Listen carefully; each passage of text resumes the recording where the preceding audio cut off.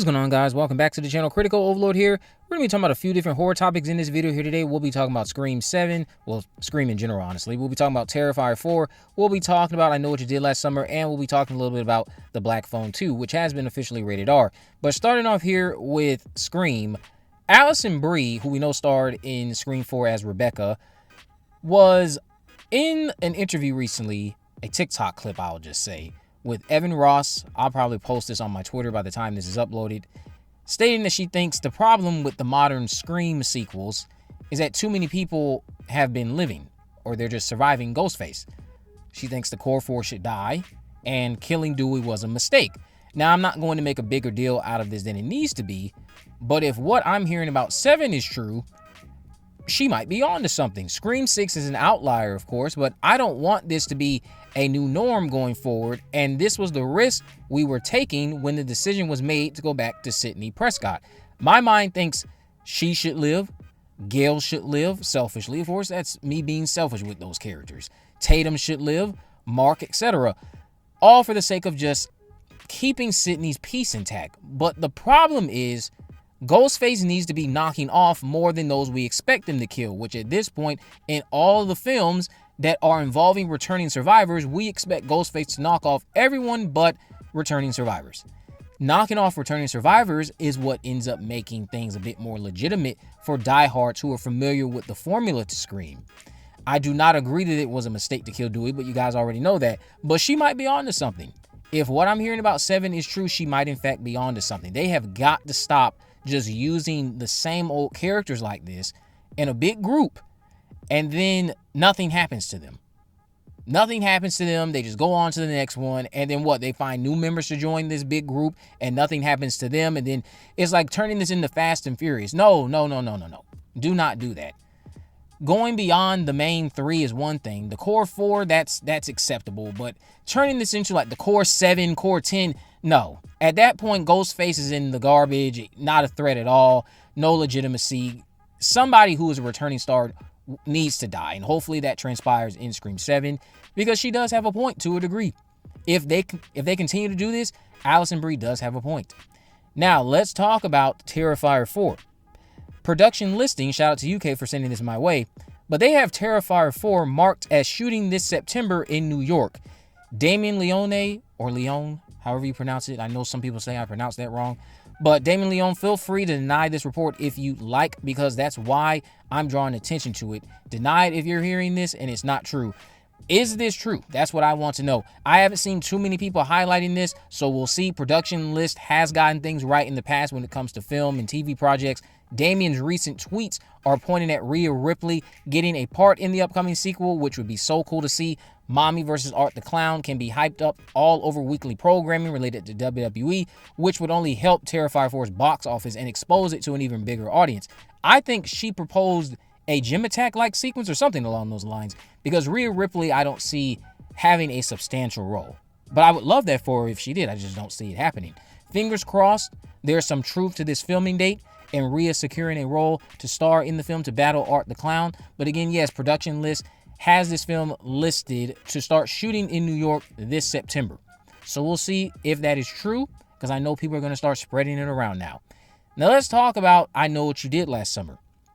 I Know What You Did Last Summer is expected to end its box office run around 60 to 75 million. Now this might change, of course, over the next coming days, but I'd say that's a solid return for a film that only cost 18 million to produce. The problem is, this is the lowest the series has seen theatrically, and does this convince Sony to invest in a possibly even more expensive sequel? I doubt it, but I remain hopeful. This just proves my point that I've been trying to say going into this film that I ended up being quite excited for, and it didn't disappoint me. I had very realistic expectations for the sequel, considering I thought the franchise fell off after the first movie. I think while I Still Know What You Did Last Summer is enjoyable, it's completely gone left in terms of that eerie atmosphere present in the first movie. It's just way too committed at times when it doesn't need to be, while still trying to be serious.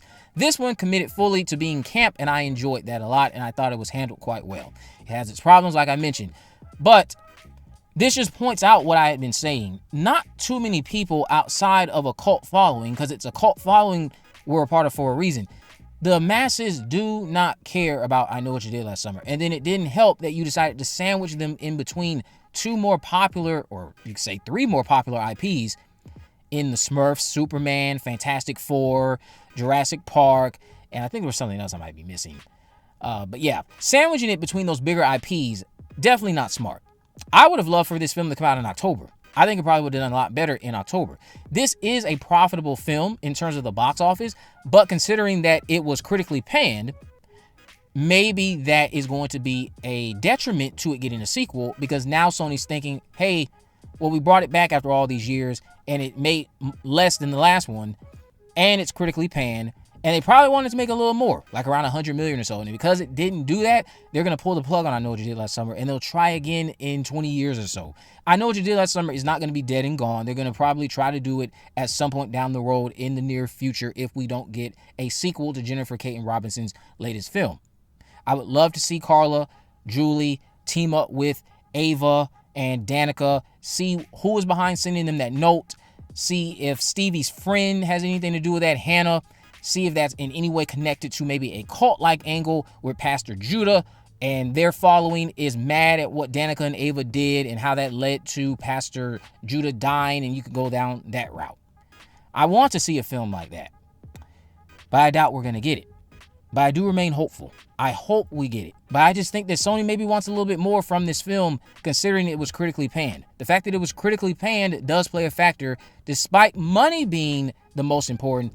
How it's received is important too. And it still did make less than I Still Know What You Did Last Summer. It kind of maybe just showed Sony that the public doesn't care about I Know What You Did Last Summer, therefore they shouldn't bother trying to produce an even more expensive sequel when this one couldn't even cross 100 million. I'm just saying that could be their perspective, and that might be why we don't get a sequel. A sequel that I would love to again see. Now, let's conclude this video by talking about the black phone. We got this new image here from Collider recently, and like I stated at the start of the video, the film has been rated R. But this image here, wait until you see what transpires in the next sequence after this image. I believe what comes after this involves a kitchen and some very Nightmare on Elm Street like content reminiscent of what went down in the bedroom at the start of that film during Freddy's first attack on Tina. That's all I will say. But you guys let me know what you think about this image. What do you think about the Black Phone 2 being rated R? Do you think that means the grabber will be even more brutal than before? Not that the first one wasn't rated R. But let me know what you guys think about all this down in the comment section below. If you haven't already, of course, make sure you subscribe. Turn on post notifications on your next video. In the description, I have links to all my social media accounts. I'm on Facebook, Twitter, and Instagram. You can message me there, of course. Let me know if there are any movies, news, or reviews you'd like me to cover in the future. And with all that in mind, guys, I will see you in the next video.